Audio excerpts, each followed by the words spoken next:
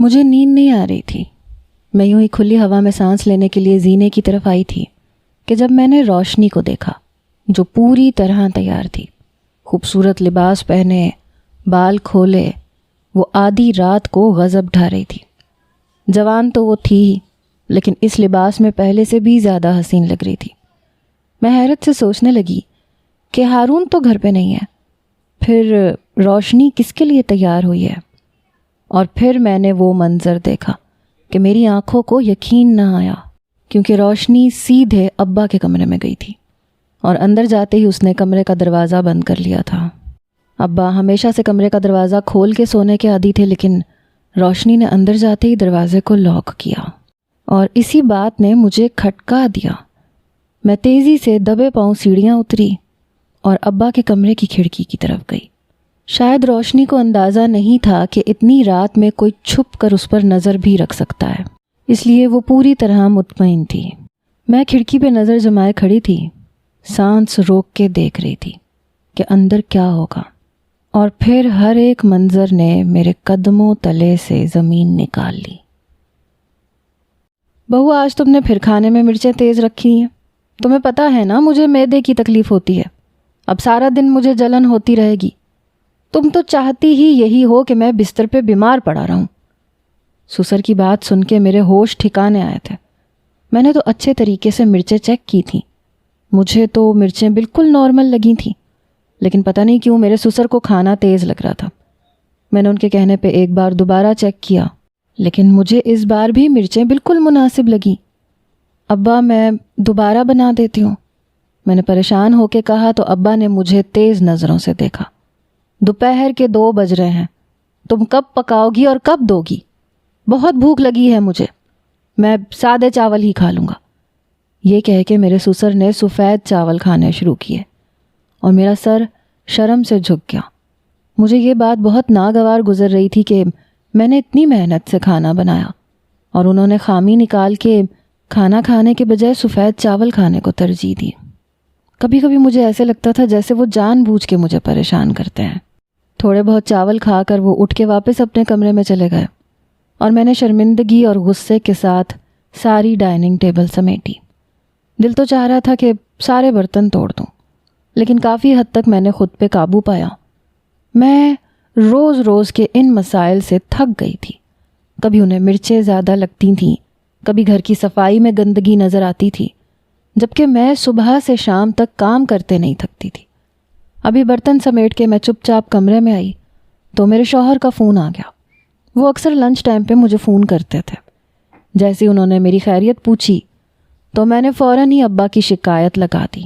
کچھ دیر وہ خاموش رہے، پھر کہنے لگے ابا کی عمر ہو گئی ہے، معدے کی تکلیف بھی ہے، ہو سکتا ہے اسی وجہ سے انہیں مرچیں تیز لگ رہی ہوں. تم ابا کا سالن علیحدہ پکا دیا کرو.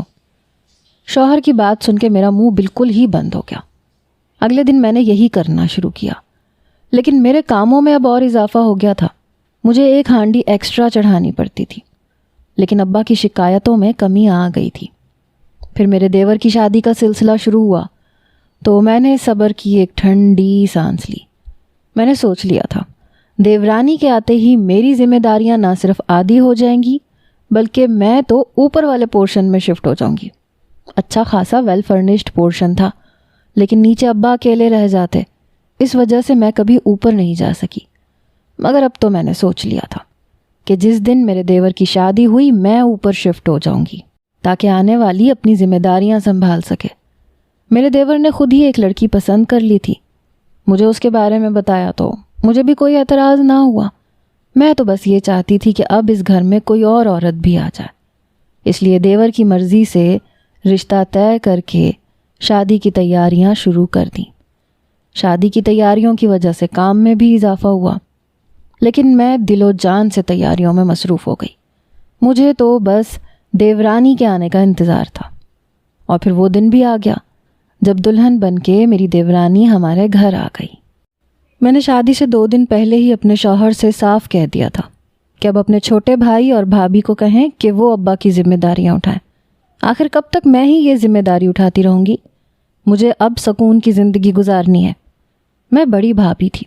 میں نے پچھلے کئی سالوں سے اپنے سسر کی خدمت کی تھی اور اب میں یہ چاہتی تھی کہ یہ ذمہ داری میری دیورانی کے حصے میں آئے۔ میرے شوہر نے پہلے تو مجھے اس بات پہ بہت غصہ کیا، لیکن پھر انہیں بھی لگا کہ اب مجھے واقعی آرام کی ضرورت ہے۔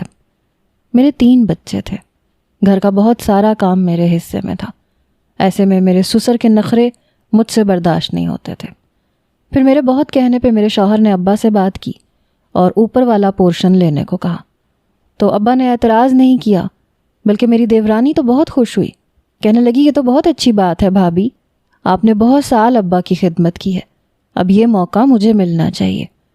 میں جو یہ سمجھ رہی تھی کہ اس بات پہ میری دیورانی کو بہت زیادہ غصہ آئے گا، وہ لڑائی جھگڑا کھڑا کرے گی، کوشش کرے گی کہ میں اوپر والے پورشن میں شفٹ نہ ہوں، تو وہ کیسے اتنی آسانی سے راضی ہو گئی۔ میرے شوہر مجھے بعد میں کہنے لگے، دیکھو روشنی کتنی اچھی لڑکی ہے، اس نے تو خود ہی ابا کی ذمہ داری اپنے سر لینے کی بات کر دی، ایک تم ہو جس نے ابا سے جان چھڑوائی۔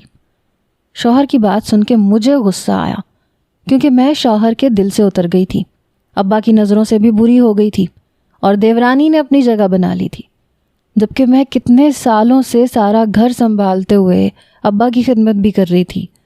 لیکن اب مجھے واقعی سکون چاہیے تھا، کیونکہ ابا کی پسند ناپسند کا خیال رکھنا، ان کی مرضی سے اٹھنا بیٹھنا، ان کی پسند سے کھانا پکانا میرے لیے بہت مشکل ہو چکا تھا۔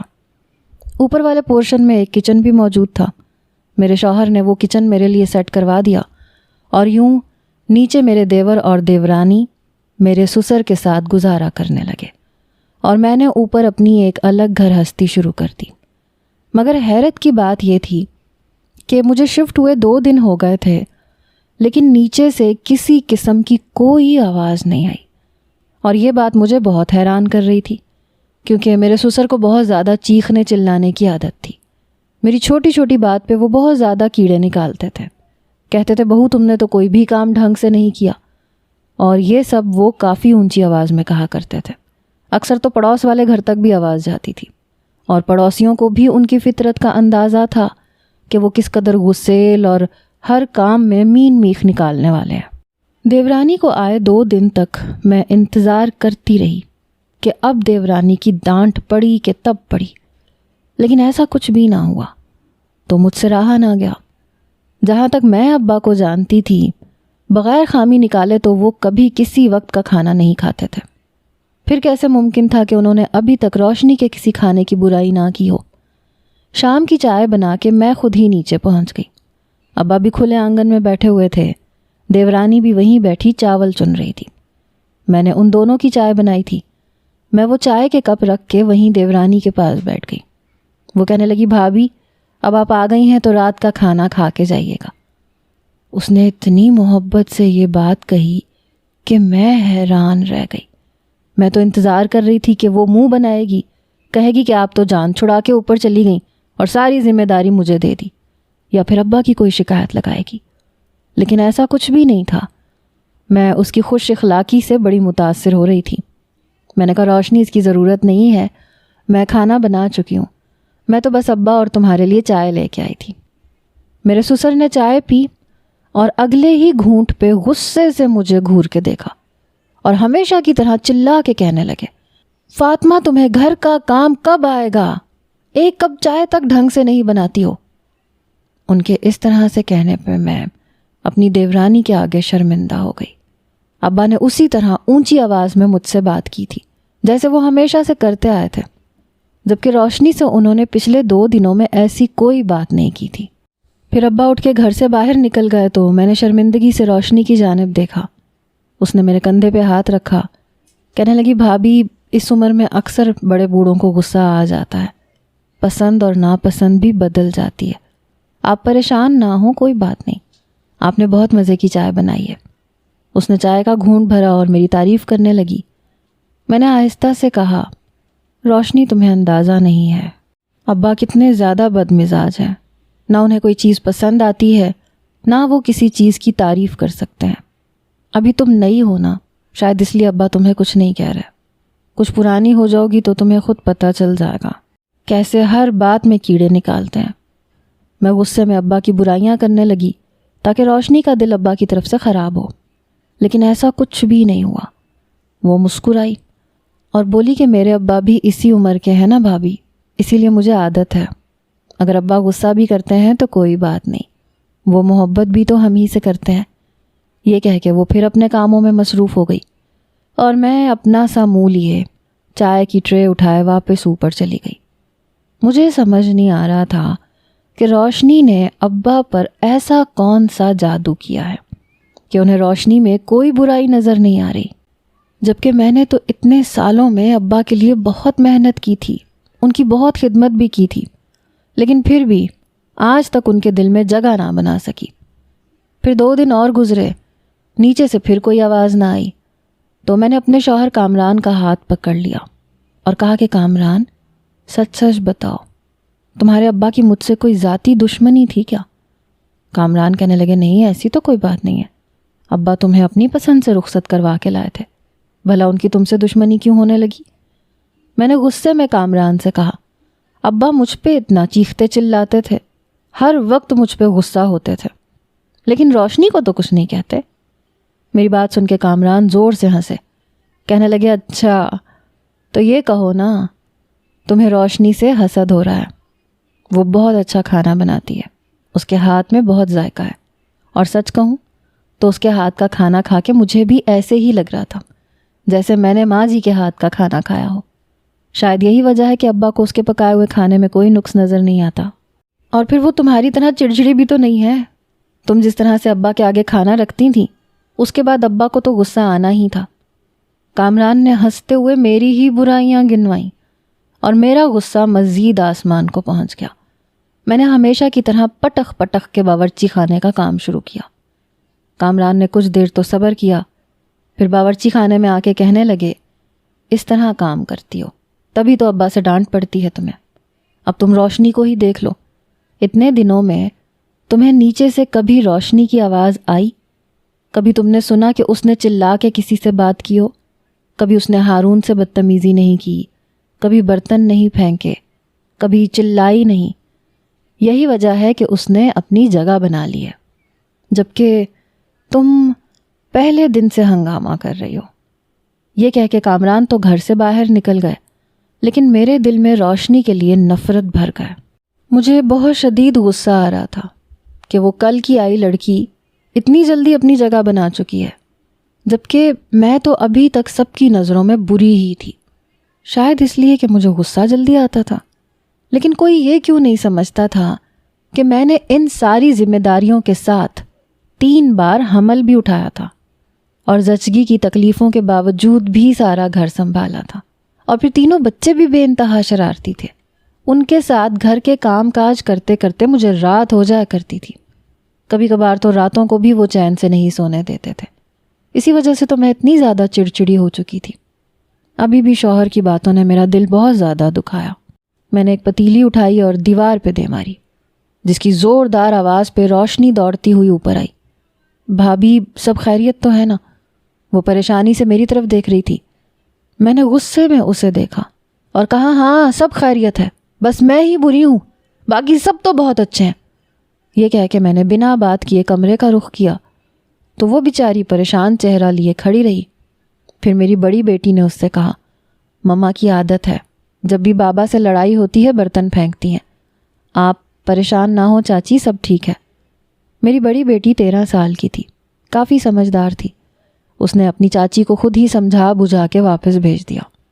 میں نے اسے خاموشی سے واپس سیڑھیاں اترتے دیکھا تو میرے دل میں نفرت کی آگ اور بھی بڑھ گئی، لیکن اس کے بعد میں نے روشنی پہ نظر رکھنی شروع کر دی۔ میں جاننا چاہتی تھی کہ اس نے ایسا کون سا جادو چلایا ہے کہ ابا اس کے گرویدہ ہو گئے ہیں، اور تو اور کامران بھی اس کی تعریفوں کے پل باندھنے لگے تھے۔ جب بھی وہ نیچے جاتے تھے تو روشنی کے سلیقہ مندی کی، خدمت گزاری کی تعریفیں کرتے نظر آتے تھے۔ میں اس کے کھانا پکانے کو طریقے کو، اس کے اٹھنے بیٹھنے کو بہت اچھے طریقے سے دیکھ رہی تھی، اور واقعی مجھے اندازہ ہوا کہ وہ بہت دل لگا کے کھانا بناتی تھی اور ہمیشہ تیار رہتی تھی۔ اس کے بال کھلے ہوئے ہوتے تھے، ہونٹوں پہ لپسٹک ہوتی، چہرے پہ مسکراہٹ ہوتی۔ گھر کا سارا کام کرنے کے باوجود بھی میں نے کبھی اس کے چہرے پہ تھکن کے آثار نہیں دیکھے، اور سب سے بڑھ کے یہ کہ وہ ابا کے آگے پیچھے گھومتی رہتی تھی۔ ابا پانی پلا دوں؟ ابا چائے بنا دوں؟ ابا آپ کیا کھانا پسند کریں گے؟ اس طرح کے جملے اکثر میرے کانوں میں پڑتے اور میں حیرت سے اسے دیکھتی۔ ایسے لگتا تھا جیسے کامران اور ہارون کے ابا اس کے ہی ابا ہوں۔ میں نے کبھی اپنے سسر کے ساتھ ایسا دوستانہ رویہ نہیں رکھا تھا، لیکن اسے دیکھ کے مجھے خیال آتا کہ شاید مجھے بھی یہی سب کرنا چاہیے تھا۔ وہ ابا کی بہو نہیں بلکہ بیٹی لگتی تھی، اور اسی بات پر مجھے حیرت کے ساتھ ساتھ غصہ بھی آتا تھا۔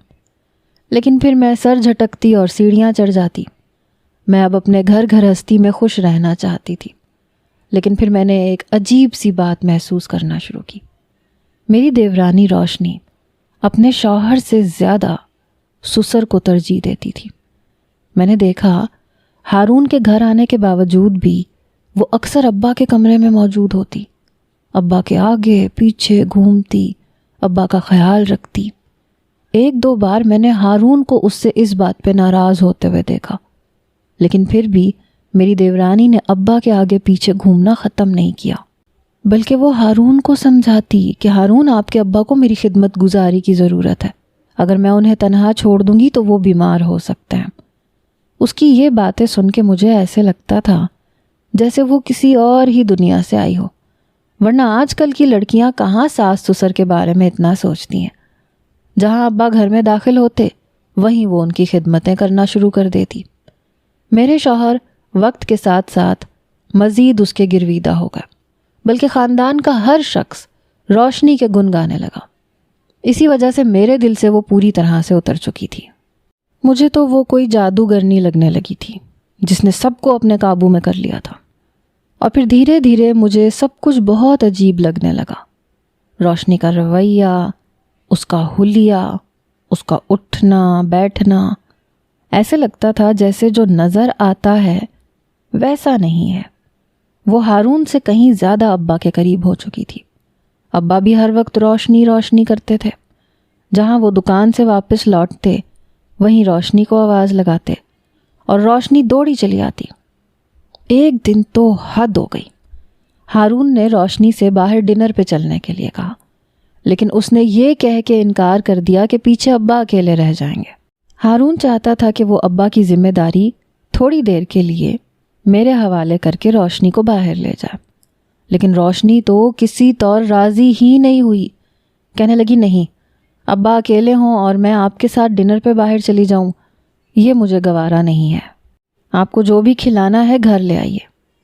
اس کی اس بات پہ ہارون ناراضگی سے گھر سے باہر نکل گیا، لیکن وہ ہارون کو منانے کے بجائے ابا کے کمرے میں جانے لگی۔ میں نے اسے پیچھے سے آواز دی۔ میں کسی کام سے سیڑھیاں اتر رہی تھی جب میں نے یہ سارا معاملہ دیکھا۔ روشنی، ہارون ناراض ہو کے گھر سے نکل رہا ہے، یہ اچھی بات نہیں ہے، تم چلی جاؤ، تھوڑی دیر کی تو بات ہے، ابا کا خیال میں رکھ لوں گی۔ میں نے خود اسے پیشکش کی، لیکن آگے سے اس کا وہی جواب آیا کہ بھابھی باہر جانا اتنا بھی ضروری نہیں ہے، ہم ابا کے ساتھ گھر میں بھی کھانا منگوا کے کھا سکتے ہیں۔ ہارون کو تو بس چھوٹی چھوٹی باتوں پہ ناراض ہونے کی عادت ہے، لیکن مجھے پتہ ہے انہیں کیسے منانا ہے۔ جب وہ رات کو لوٹیں گے تو میں انہیں محبت سے منا لوں گی۔ روشنی نے ایسے جواب دیا کہ میں خود ہی خاموش ہو گئی۔ مگر سچ تو یہ تھا کہ مجھے سمجھ ہی نہیں آیا تھا کہ شوہر کو ناراض کر کے کوئی بھی بیوی سسر کے اتنے قریب کیسے ہو سکتی ہے۔ پھر میرے سسر کوئی ایسے بیمار بھی نہیں تھے کہ انہیں ہر وقت ان کے سہارے پہ کوئی اٹینڈنٹ چاہیے ہوتا۔ وہ تو سکون سے اپنے کمرے میں آرام کر لیا کرتے تھے، انہیں ہر وقت کسی کی موجودگی کی ضرورت نہیں تھی، اور وہ تو اب اپنی دکان پہ بھی جایا کرتے تھے کیونکہ وہ کافی صحت مند تھے، اپنے کھانے پینے کا بہت خیال رکھتے تھے، اور اگر ذرا بھی اونچ نیچ ہوتی تو ہنگامہ کھڑا کرتے تھے۔ دراصل کاروبار میرے سسر کا تھا۔ کامران اور ہارون دونوں مل کے ان کے کاروبار کو سنبھال رہے تھے۔ میرے سسر کی کپڑے کی کافی ساری دکانیں تھیں۔ جب تک ہارون کی شادی نہیں ہوئی تھی تو تقریباً سب کچھ کامران ہی سنبھال رہے تھے، لیکن شادی کے بعد سے ابا نے ہارون کی ذمہ داریاں بڑھا دی تھی تاکہ کامران کا بوجھ کچھ کم ہو اور ہارون بھی کچھ کام سیکھ جائے۔ اس شہر کا سارا کام کامران کے ذمہ تھا، لیکن ہارون کے حصے میں دوسرے شہر کی دکانیں بھی آئی تھیں۔ اس لیے اکثر وہ صبح سویرے دوسرے شہر کے لیے نکل جاتا اور رات گئے واپس لوٹتا، لیکن ابا شام کو ہی آ جایا کرتے تھے، اور یہاں ابا گھر میں داخل ہوتے، وہاں میری دیورانی خوب سج سنور کے ان کے لیے چائے کا کپ لے کے ان کے کمرے میں پہنچ جاتی، اور پھر کئی گھنٹے تک کمرے کا دروازہ بند رہتا۔ اور یہی بات مجھے بہت چبھنے لگی کہ اسے ابا کے کمرے کا دروازہ بند کرنے کی بھلا کیا ضرورت تھی۔ ابا کو چائے پینے کی بڑی عادت تھی، مجھے دیورانی کا چائے لے جانا تو نہیں، البتہ اس کا سجنا سنورنا عجیب لگنے لگا۔ کمرے کا بند دروازہ مجھے بہت حیران اور پریشان کرتا تھا۔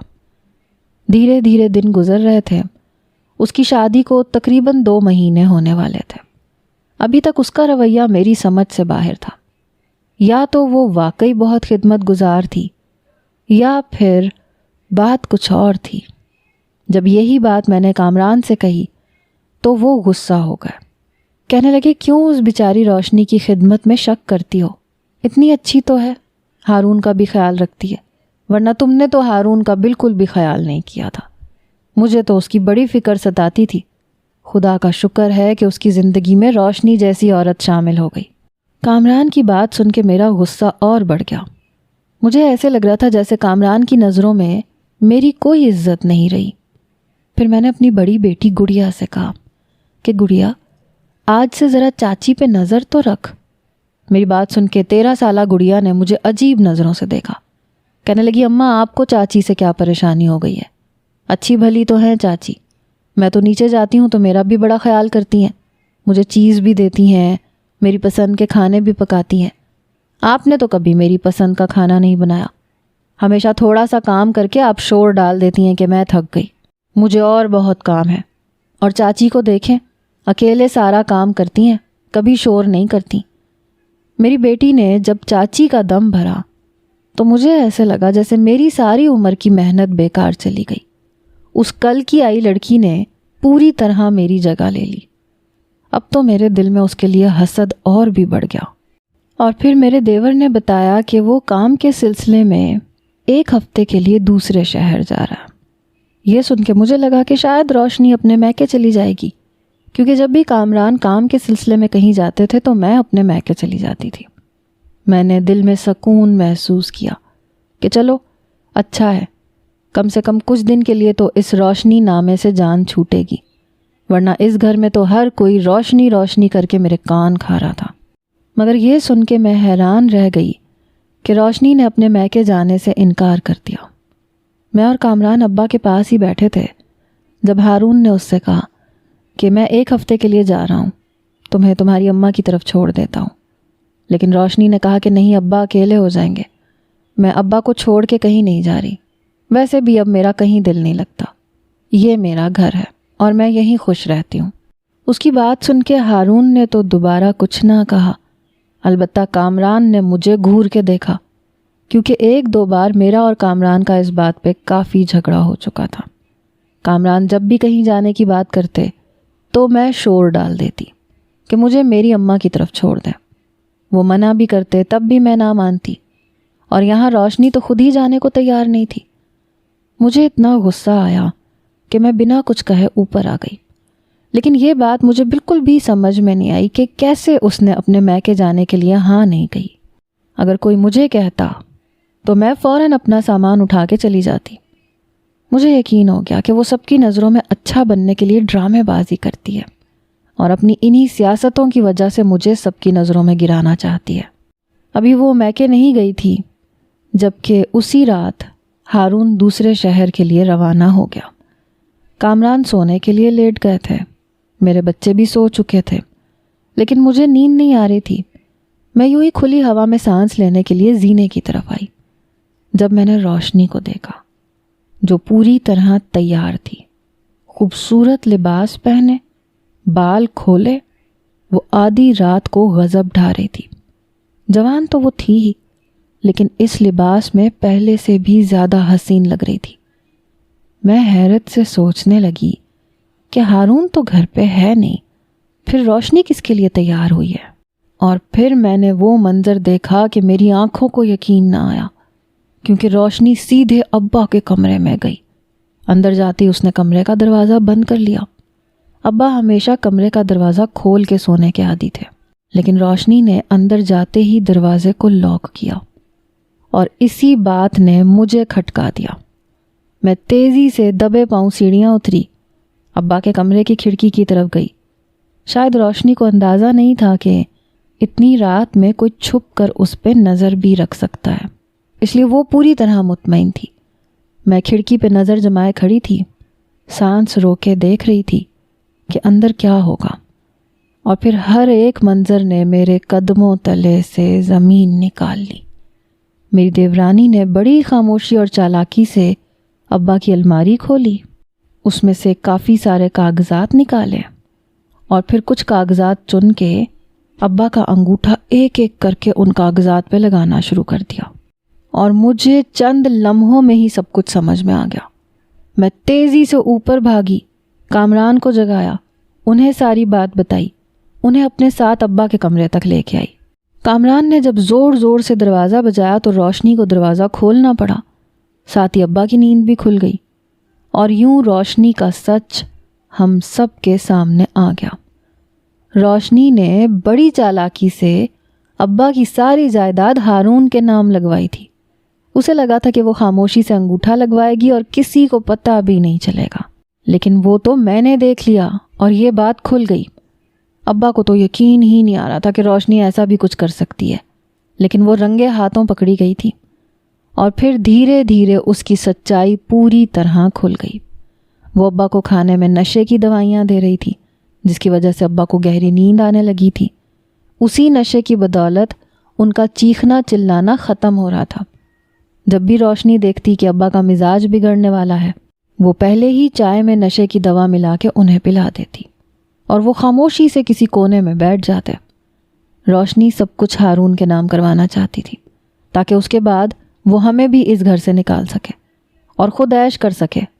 اسے ابا سے محبت نہیں تھی، اسے ابا کی جائیداد سے محبت تھی۔